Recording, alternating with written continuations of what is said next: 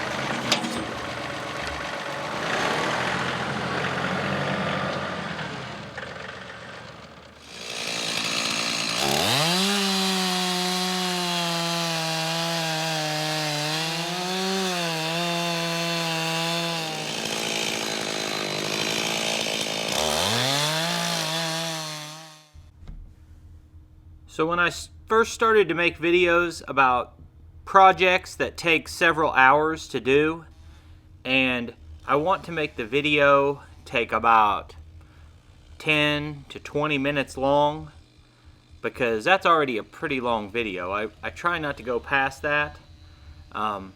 There's a couple different ways to shrink that footage down. One option is to time-lapse everything or fast forward and play music. And the feedback from viewers was that they don't prefer that. They like to hear the equipment run. So let me know what your preference is. Do you like the footage split up like this, or would you prefer to have a time lapse?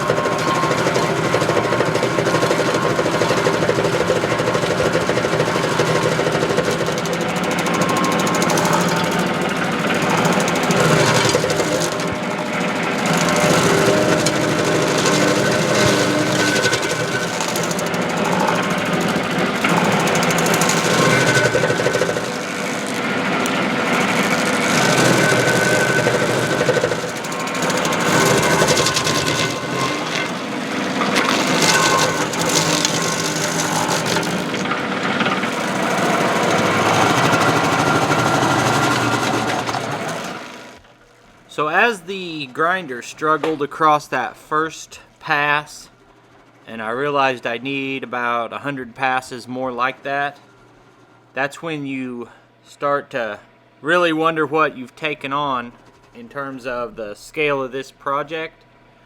But I like the saying, how do you eat an elephant?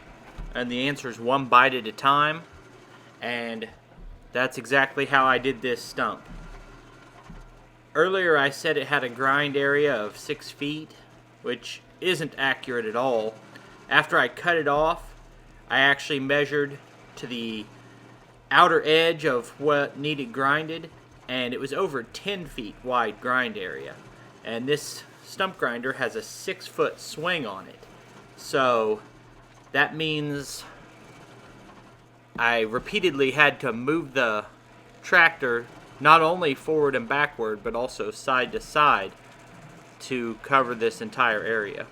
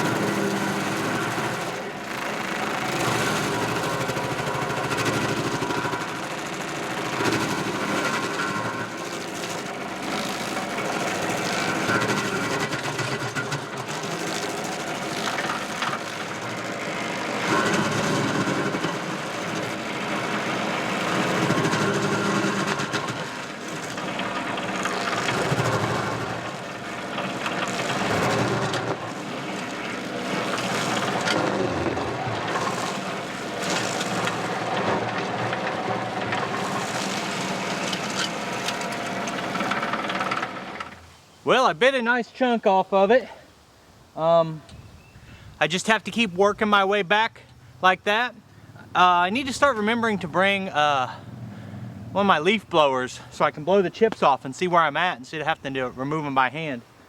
One of the limitations here is I'd like to start further back and then work this way, but if it has any height, that leg has to sit on the ground and come down, and of course it would hit the stump if you tried to work on the back first.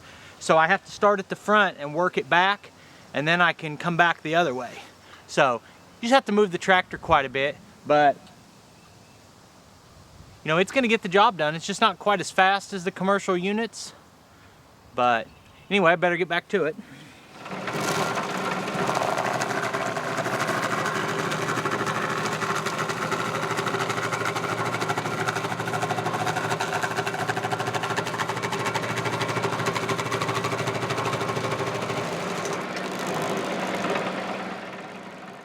What you'll see right here is that when the stump grinder really gets a lot of pressure on it, it will push the base off to the side, and I thought that was just part of the deal and something you had to deal with.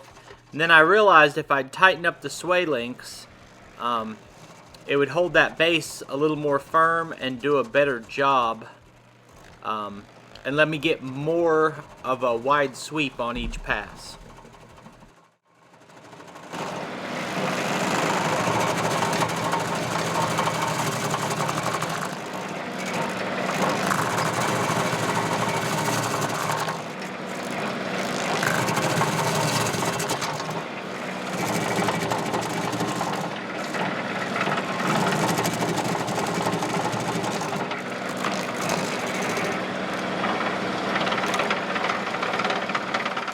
Alright, well, I thought I might have to stop and change some teeth, but I just checked them out. There might be a couple of them that are rounded, but for the most part they're still good. Now, the side-to-side swing on this is about 6 feet, and I started over there at the base and was only able to swing to here. and it needs to come all the way out here. But the way I'll have to do this, since I only have 6 foot of swing, is I'll have to move the tractor, and now I'll come in at this angle and take out this part. And then basically it's like just moving the tractor twice as much.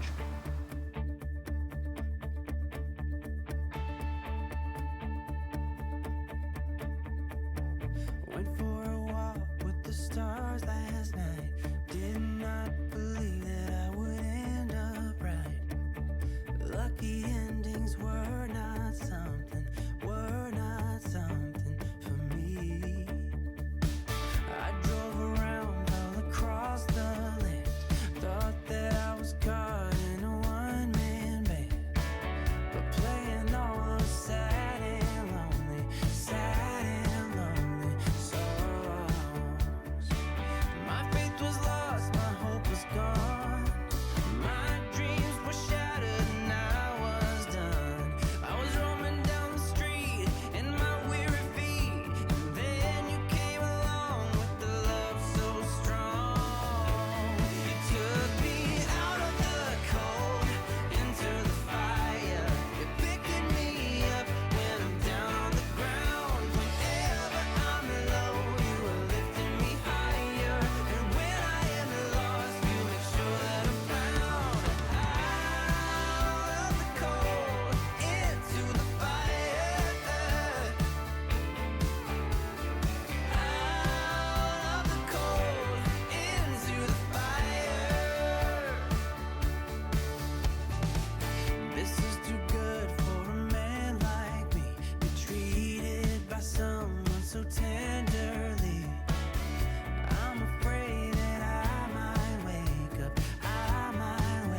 up someday. Sometimes I feel like I'm someone else. I don't really know if I can trust myself. When I think of who I used to be. My faith was lost, my hope was gone. My dreams were shattered and I was done.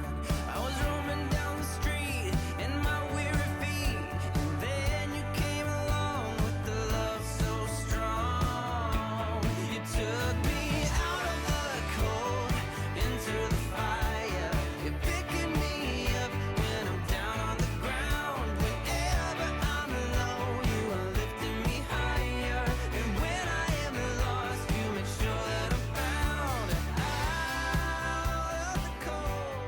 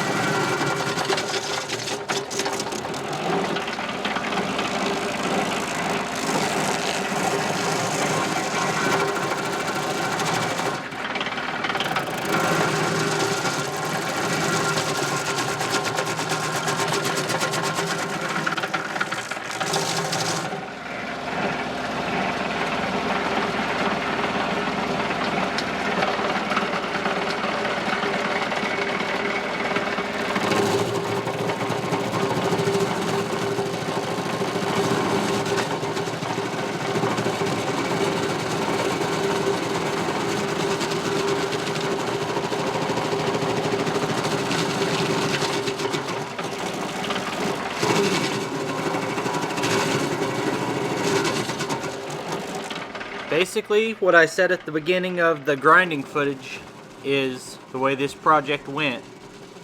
As long as you don't get in too big of a hurry, you can just keep biting away at it and take out a massive stump like this. This is a 38 horsepower tractor, and I do think you'd be better off with a maybe 3046R instead of a 2038R. I think that little bit of extra PTO horsepower would help, but overall I'm pretty impressed with what I'm able to get done with this machine and this stump grinder.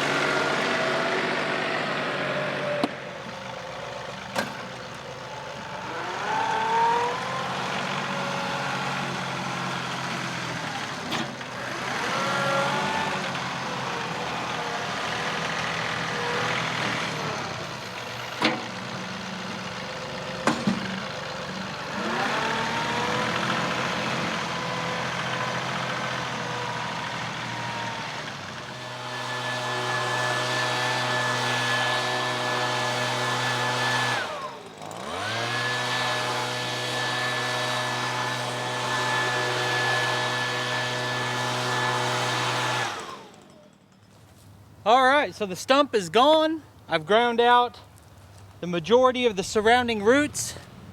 When I talked at the beginning, saying that like a homeowner would measure this stump at 3 foot or 3.5 foot, but the actual grind area was 10 to 12 feet.